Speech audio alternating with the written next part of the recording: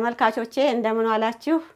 አሁን የማሳያችሁ የቲማቲም ለብለብ አሰራርን ነው። ለቲማቲም ለብለብ መስሪያ የሚያስፈልጉትን ነገሮች አቅርቤያለሁ፣ አሳያችኋለሁ። የሚያስፈልጉን ነገሮች ቃሪያ፣ የቁርጥ ቲማቲም፣ በሶ ብላ ቅጠል፣ የስጋ መጥበሻ ቅጠል፣ ነጭ ሽንኩርት፣ ቀይ ሽንኩርት፣ ለማጣፈጫ ደግሞ ሚጥሚጣ፣ ቬነገር፣ ቁንዶ በርበሬ፣ ዘይት፣ ጨው፣ መለንቀጫ እነዚህ ናቸው የሚያስፈልጉት።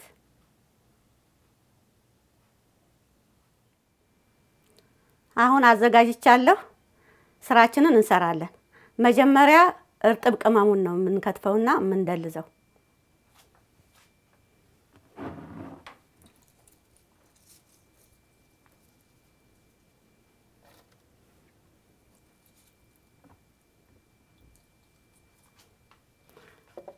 እነዚህ ሶስቱን ናቸው እርጥብ ቅመም የሚባሉት ማለት ነው። የስጋ መጥበሻ፣ ነጭ ሽንኩርት፣ በሶ ብላ ቅጠል።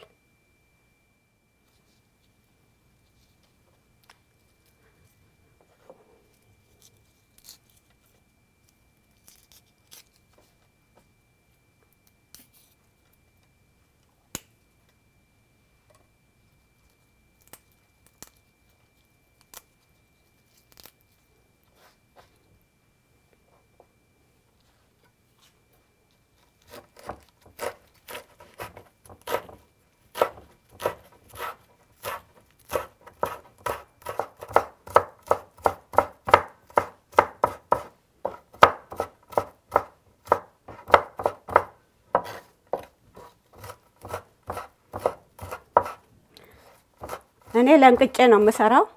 ከተፈለገም እንደዚሁ ክትፍ አድርጎ ድቅቅ አድርጎ የፈለገም እቀላቀል ይችላል።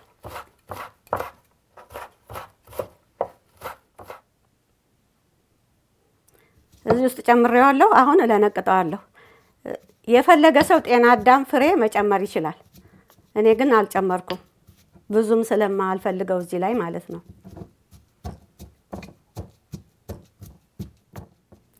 ይሄው ልንቅጥ አድርጌዋለሁ። ይበቃዋል፣ ይቀመጥ። ቲማቲምና ቃሪያውን እከትፋለሁ።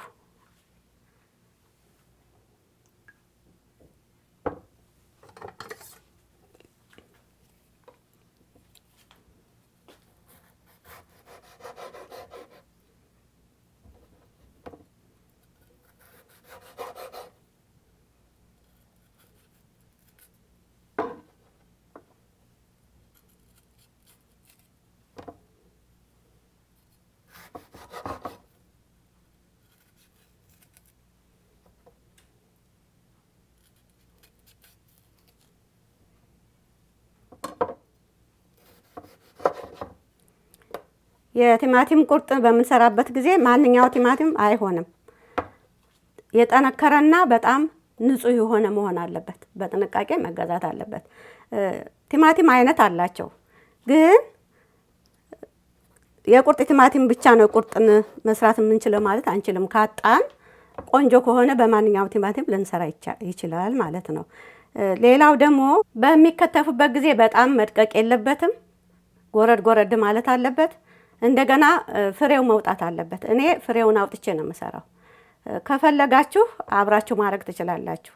በዚህ አሰራር ግን በአብዛኛው ጊዜ ፍሬው አይጨመርም። ስለዚህ ፍሬውን ለማውጣት ሲፈለግ ደግሞ እንደዚህ ይደረግና ስጋውን ብቻ እናስቀራለን ማለት ነው። ፍሬውን ለማውጣት እንዲመቸን አድርገን ነው መጀመሪያው ነው መሰንጠቅ የሚያስፈልገው።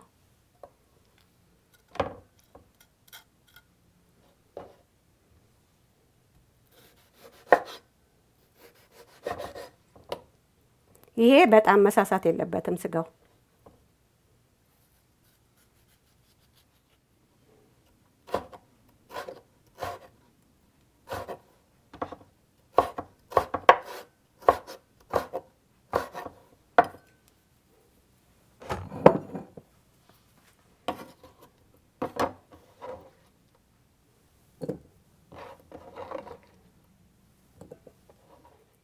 ቃሪያውን እከትፋለሁ።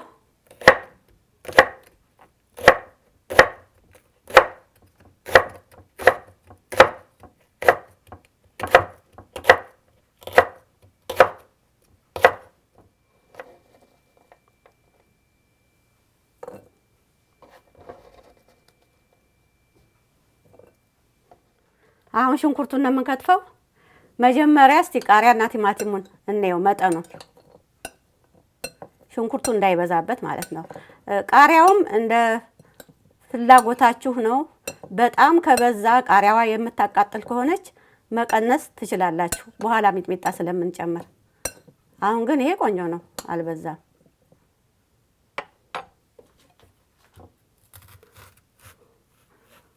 ሁሉም ጎመድ ነው ተደርጎ መከተፍ ያለበት። ይሄ ለመግመድ እንዲመቸኝ እንደዚህ ያደርገዋለሁ።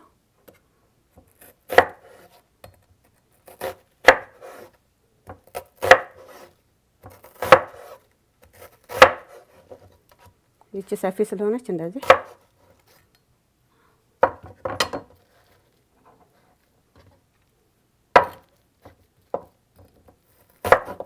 እስቲ መጠኑን ነው መጀመሪያ። አሁን ደህና ነው።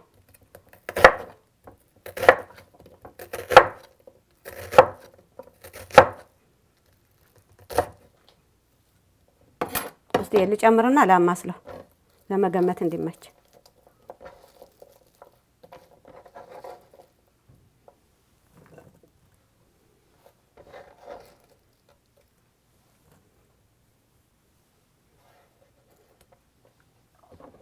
እስቲ ላማስለው።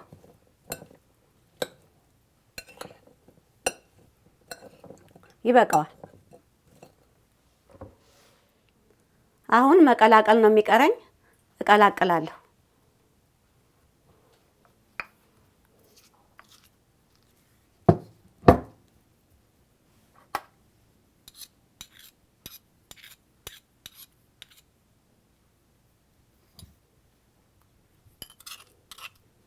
አሁን ምን ያህል ብጨምርበት ነው ቆንጆ የሚሆነው ነው? ይሄ የተመጋቢው ጉዳይ ነው። ምክንያቱም በዛ ሲል የሚወድ ካለ በዛ ያደርጋል፣ አነስ ብሎ የሚወድ ካለ አነስ አድርጎ ይጨምራል ማለት ነው። እና እኔ ለዚህ ይሄ ይበቃኛል።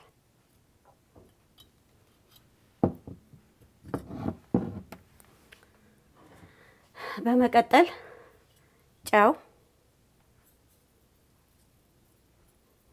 በጣም ማነስ አለበት። ገበታ ላይም መጨመር ስለሚቻል ቀምሶ ማስተካከል ስለሚቻል። ቁንዶ በርበሬ፣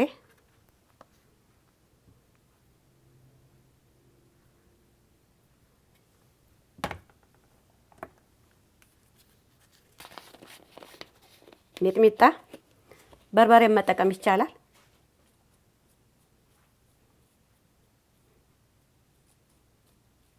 በደንብ ነው መጨመር ያለበት። ዋናው ማቃጠሉ ነው።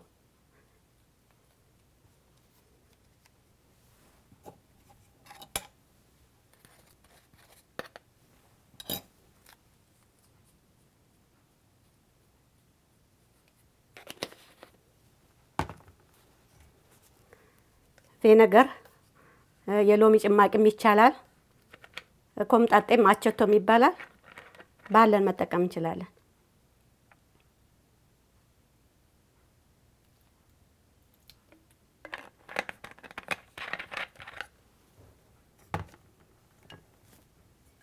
ዘይት፣ የወይራ ዘይት ቢሆን ይመረጣል ካለ፣ ካልሆነ በተፈለገው ዘይት መጠቀም ይቻላል።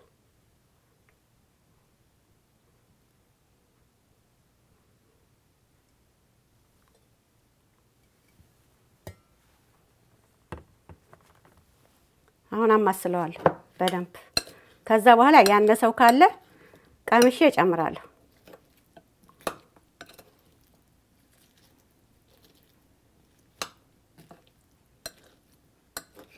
ምን ጊዜም እንደዚህ አይነት ነገር ሲሰራ የሚጨማመሩት ነገሮች መብዛት የለባቸውም፣ መቀነስ ስለማይቻል። ቢያንስ ግን ማስተካከል እንችላለን ማለት ነው።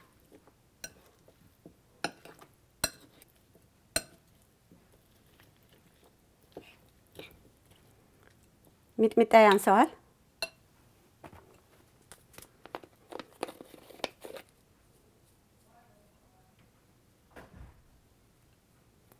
ምልክቱ ምንድነው? ትንሽ ቀላ ማለት አለበት ላይንም እንደዛ ካልሆነ አንሶታል ማለት ነው። ዘይት ትንሽ ጨምራለሁ። ይሄ ብዙ ነው የሚያስመስለው ስጨምር እንጂ ትንሽ ነው የሚወጣው።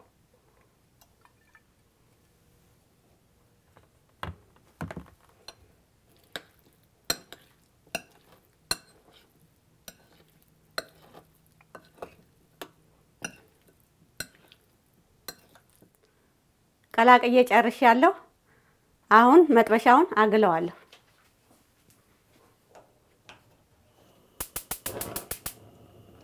ማከለኛ ላይ ነው ማረጋው።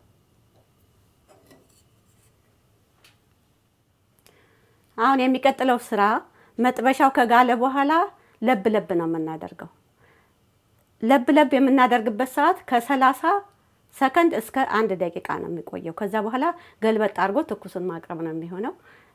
ሲግልልኝ ያንን እሰራለሁ ማለት ነው። ተከታተሉ።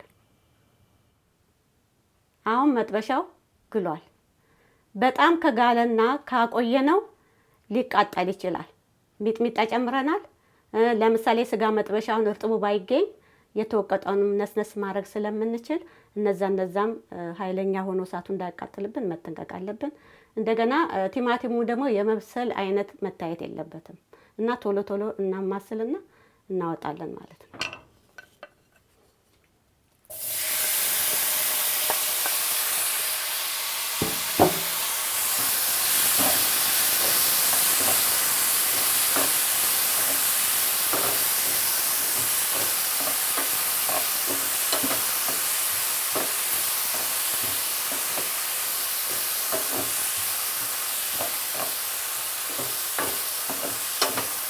አሁን ይበቃዋል። እሳቱን አጠፋለሁ። በቅቶታል፣ ወስደዋለሁ ማለት ነው ወደ እቃው።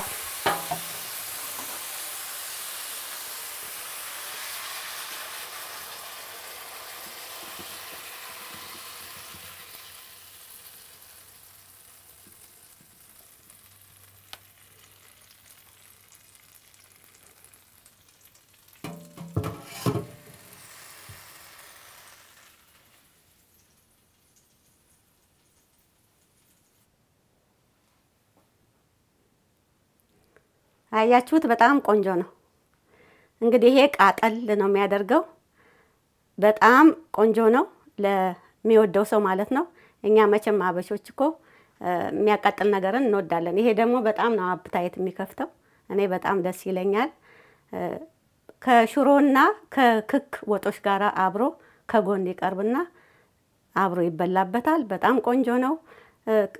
ከሆነም እኮ ደግሞ ለብቻው በዳቦ በእንጀራ የማይበላበት ምክንያት የለም። ግን ትክክለኛው ቃሪያ ለብለብ ከሽሮ ወጦችና ከክክ ወጦች ጋራ ጎን ለጎን ነው ቀርቦ ለማባያነት የሚጠቅመው ማለት ነው። ተመልካቾች እንግዲህ የቲማቲም ለብለብን ሰርቼ ጨርሻለሁ። በሌላ ስራ እስከምንገናኝ ደህና ሁኑልኝ፣ ደህና ቆዩኝ።